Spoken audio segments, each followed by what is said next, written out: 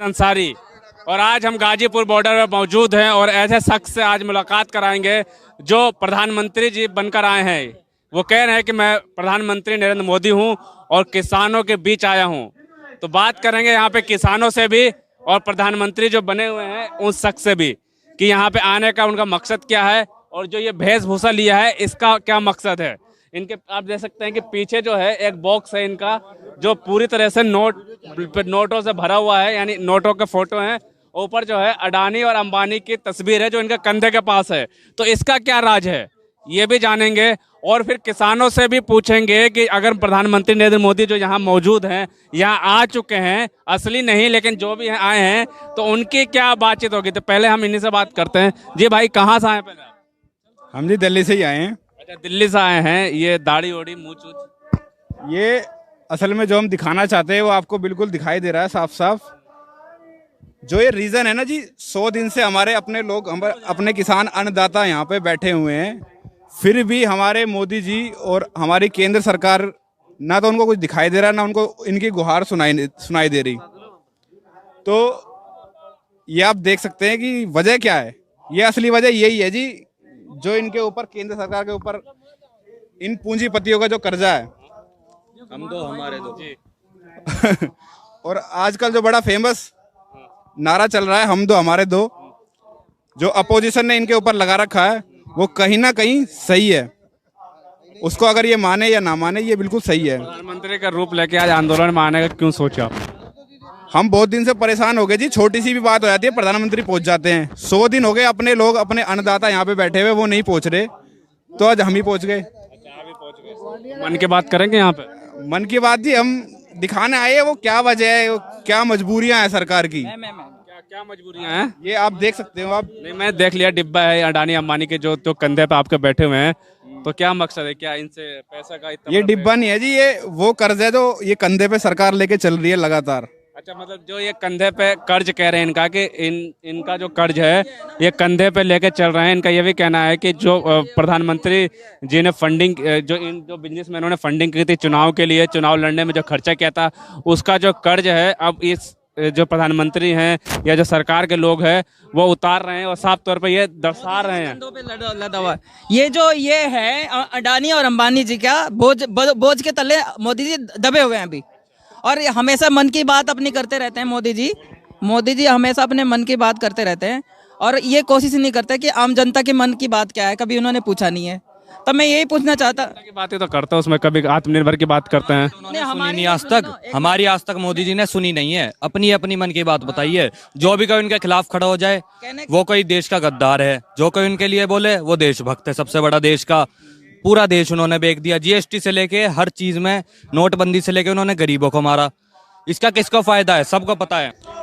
जो ये सबसे बड़ा जो जनता के साथ धोखा हुआ है ना जी, ये इतना बड़ा धोखा है कि इसका कोई कीमत ही नहीं है। अगर मोदी जी आएंगे ना यहाँ सबसे एक एक जने से भी माफी मांगेंगे तो भी उसका कोई बराबरी नहीं है जी। जो धोखा इन्होंने करा है, वोट लेके जो इन पे थोपा है ना जी, जो इन्हें गुलाम बना दिया है, जो इन्होंने गुलाम बनाया है, ये बिल्कुल भी ना तो किसी से कोई स्वीकार करेगा इसे और बर्दाश्त नहीं किया जाएगा। बिल्कुल भी बर्दाश्त नहीं करेगा जी के भाई झांसाराम बन चुके हैं, बस झांसे देते आज रहते हैं, बस मैं बनारस हिंदू यूनिवर्सिटी BHU से आया हूँ। आप तो मोदी जी के गढ़ के ही हैं। हाँ, मोदी जी के गढ़ के, मोदी जी के खिलाफ चुनाव भी लड़ा हूँ। और लड़े आप? जी, मैं 2014 और 19 में, ये भी हमारे गुलाम है। लेकिन यहाँ बात यह है कि मैंने उस समय चुनाव इसलिए लड़ा था कि मैं जानता था नरेंद्र मोदी प्रधानमंत्री बनने वाले हैं और ये देश को बर्बाद करने वाले हैं। ठीक है, ये जो है कि लोकतंत्र को गुलाम तंत्र में व्यवस्थित कर दिए हैं। यहाँ लोकतंत्र जनता का, जनता द्वारा जनता के लिए शासन होता है। और इन्होंने जो अडानी अंबानी और कुछ अन्य उद्योगपतियों का ये मतलब बाबा रामदेव जैसे लोगों का पूरा देश का वो ठेका मतलब पूरा तंत्र उनके ऊपर दे रहे हैं। ये कोई मजाक है? उनके बाप का जागीर नहीं है, ये पूरे जनता का, किसानों का ये पूरा देश है। उनकी बाप का नहीं जागीर है कि ये अडानी अंबानी जो कहेंगे वही ये देश पे लागू करेंगे। संविधान में जो चीजें लिखित है, और संविधान में ये चीजें लिखित इसलिए होती है कि वो चीज आदमी मनमाना पूर्ण तरीके से तानाशाही रूप से कार्य नहीं करे। लेकिन इन्होंने इन संविधान का दुरुपयोग करके बिल्कुल संविधान की धज्जियां उड़ा दी है। यू मोदी रहेगा, अडवाणी रहेगा, अंबानी रहेगा, क्या होगा? अमित शाह रहेगा, इस देश का नाश करोगे क्या? यू देश का नाश होना, कत्लेआम हो जाएंगे देश में। कत्लेआम नहीं है, सही ऐसा बोल, कत्लेआम ने गलत बात है, कत्लेआम ने शांतिपूर्वक तरीके से और नहीं होगा तो आनाई पड़े मतलब हमें, हाँ वोट डाल के भी हटा सकते। तो हमने गलत करा डाल दी, गलत करा डाल दी। कत्लेआम करना जरूरी नहीं है किसी। और क्या करेंगे जी, आदमी मर जाएंगे और क्या करेंगे हम? जी हमारे बालक मर जाएंगे, हम कहाँ जाएंगे? मरेंगे हम क्या, मरेंगे कहाँ मरेंगे? लगता है बाबा आजादी छिन रही है, हाँ? आजादी छिन रही है। क्यों खाना देगा वो करे यू के रामदेव, यू सारा सबका फुप्पा हो गया, यू सबका फुप्पा हो गया। यू सारे यूं कहा हम किसानों को मार देंगे, किसान मार देगा यू क्या रात है, किसान को मार देगा यू। ये रिपोर्ट आई है कि भारत जो है अब पूर्ण रूप से आजाद देश नहीं बचा। जो पहले था आजाद था, स्वतंत्रता देश माना जाता था कि एक लंबी लड़ाई लड़के जो है भारत ने आज़ादी ली है। लेकिन अब 7 सालों में एक रिपोर्ट आई है और जो कि कहा गया कि आंशिक रूप से अब आज़ादी जो है कम हो रही, लोगों के बोलने का अधिकार कम हो रहा है, लोकतांत्रिक जो अधिकार है सारे कम हो रहे हैं। तो ऐसे रिपोर्ट को जो वर्ल्ड लेवल के जो है उस पर छापा जा रहा है, तो देश की क्या छवि जा रही है? छवि तो बहुत बेकार जा रही है जी, पर जो आप कह रहे हो ना देश आज़ाद नहीं है, उसके एग्जाम्पल में मैं ये कहना चाहता हूँ, आप मीडिया वाले हो, प्रेस की स्वतंत्रता में देश का कौन सा स्थान है जी? चौथा नहीं है जी। पूरे दुनिया में भारत का 44वां स्थान है प्रेस की स्वतंत्रता में। मतलब अगर प्रेस वालों ने कुछ कह दिया, अगर आज आप कुछ कह दोगे ना जी, कल जेल में मिलोगे, यहाँ पे नहीं मिलोगे गाजीपुर बॉर्डर पे। आज आप बड़ी हिम्मत दिखा के यहाँ पे आ चुके हो, और आपके माध्यम से मैं ये कहना चाहता हूँ, जो ये गुलामी की अगर बात आ चुकी है, और आज स्टूडेंट जो कल का भविष्य बनते हैं वो सड़कों पे है, नहीं दिखाया जा रहा जी, नहीं दिखाया जा रहा। हमने दिखाया है। हाँ जी, आपने दिखाया। और जो मीडिया जिसको रीढ़ की हड्डी कहा जाता है संविधान की, जो गलत और सही अच्छे से दिखाती है, वो भी आज सड़कों पे जो सही मीडिया है। बाकी तो गुलाम बन चुकी है, उसको देश को अब सब पता चल गया। उसका एक नाम भी है जी, हम नाम नहीं लेना चाहेंगे। और वकील, सुप्रीम कोर्ट के जितने भी वकील है ना सर, हाई कोर्ट के सर, वो भी सड़कों पे है।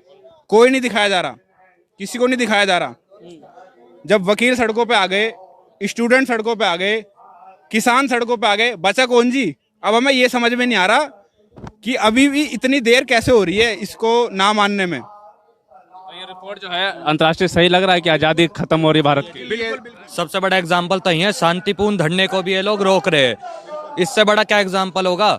अभी आपने कुछ टाइम पहले देखा होगा, यहाँ जनवरी के आखिर में ही यहाँ पे कितनी फोर्स लगाई गई, किसानों से ज्यादा फोर्स इकट्ठी कर दी गई थी। धक्काशाही चल रही है हमारे देश में। क्या हम शांतिपूर्ण धरना भी नहीं कर सकते?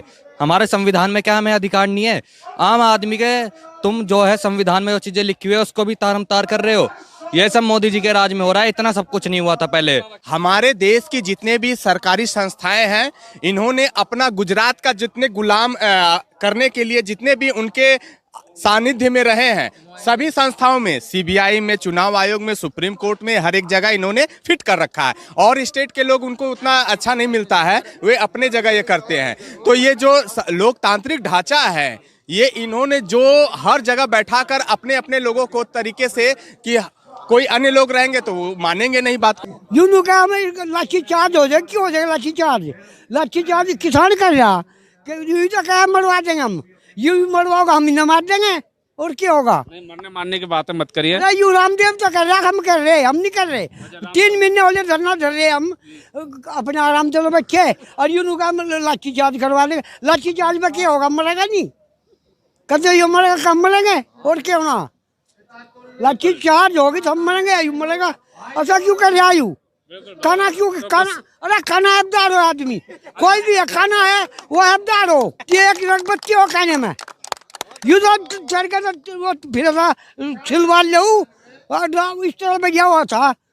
यू धनजन सतगुरी उमदा ऐप तो नहीं करा, और यू हकदार बना दिया मोदी ने, और यू खोल दिया भैया। किसान खोल के बैठ गया। साफ तौर पे जो है किसानों का गुस्सा जो है नजर आ रहा है। यू रामदेव 30 रुपए किलो तो गुड़ दे रहा, और ये 100 रुपए किलो दे रहा। हमारा शुगर फ्री कहीं का रहेगा? अच्छा, गुड़ शुगर फ्री कैसा होगा? और हमारा गोबर भी शुगर फ्री कर दिया ने, गुड़ भी गोबर भी कर दिया, पेशाब भी कर दिया, मूत्र मिल शुगर फ्री कर रहा। यू के रे आयु के है यू तो मोदी ले रहा जो कुछ सारी कुमावे और इसका ही दे रहा मोदी। असल में जो हमारे देश की जो ये हालत हो रही है ना, उसका सबसे बड़ा रीज़न ये है कि जो हमारी केंद्र सरकार है वो अपने समर्थकों को, जिन्होंने इतना भारी समर्थन दिया है, अपने समर्थकों को गुलाम समझने लगी है।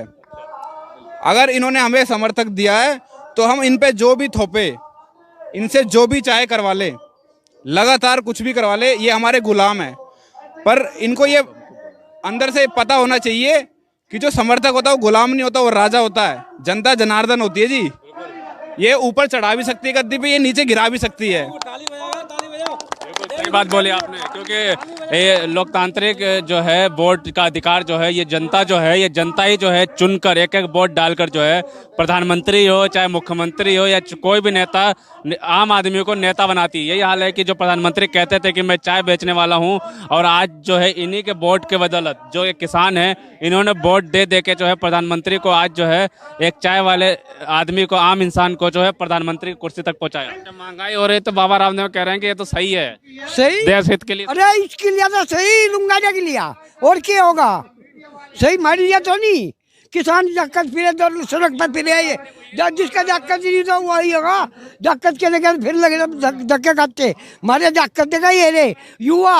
अरे इन्होंने राज्य देना पूरा कर दिया कुछ। किसानों ने मुख्यमंत्री बनाया, प्रधानमंत्री बनाया, और किसान भी उतार लेंगे। एक गधे पर झूल डाल देंगे, गधा पर झूल डाल दे को गोरखा हो गया। हिंदू राष्ट्र नहीं बनाओगे आप? हिंदू राष्ट्र नहीं बनाना। अब हम हिंदू राष्ट्र नहीं जानते, हम जानते हैं समाज। हम बुरे को भगाना चाहते हैं, अच्छे को रखना चाहते हैं। बिल्कुल कहना है कि बुरे को भगाना चाहते हैं, अच्छे को रखना चाहते हैं। और आज जो है एक युवा दिल्ली से जो आए थे प्रधानमंत्री की वेशभूषा में, दाढ़ी मूछ रख के, और पीछे जो बैग टंगा हुआ था और जिसमें अडानी अंबानी की पोस्टर था, और साफ तौर पे उन्होंने आके यहाँ पे मन की बात की और यहाँ पे किसानों से है, किसानों से बातचीत की। किसानों ने साफ तौर पे यही कहा है कि अब जो है अधिकार जो है, बोलने का अधिकार जो है वो भी छीना जाता है। सड़कों पे युवा हैं, सड़कों पे वकील है, सड़कों पे 100 दिन से ज़्यादा हो गए किसान हैं, और लगभग जो है हर वर्ग जो है आज सड़कों पर है, लेकिन किसी की बात भी सुनी नहीं जा रही सरकार के द्वारा। तो वही संदेश देने जो आए थे वो प्रधानमंत्री के भेष रूप लेके, साफ तौर पर उनका यही कहना था कि सरकार जो है अब अडानी अंबानी का गुलाम हो चुकी है। जो वो कह रहे हैं उन्हीं की बात सुन रही है और जनता की बात सुन नहीं रही है। वो सरकार भूल चुकी है कि सरकार बनाने वाले जो हैं ये जो आम किसान है यही हैं, और सरकार को जब चाहे और ये बना सकते हैं और जब चाहे ये पलट सकते हैं। साफ तौर पे किसानों का यही कहना है। तो अब देखने वाली बात क्या है कि क्योंकि सरकार जो है बंगाल चुनाव में व्यस्त है, सारे जो स्टार प्रचारक हैं, बड़े बड़े नेता हैं, चाहे गृह मंत्री हैं, सब बंगाल चुनाव में जाकर चुनाव लड़े हैं, और किसान भी जो है अब बंगाल पहुंचने वाले हैं। तो अब देखने वाली बात क्या होगी कि सरकार जो है कब जो है किसानों की सुनती है, उन युवाओं की सुनती है, उन वकीलों की सुनती है।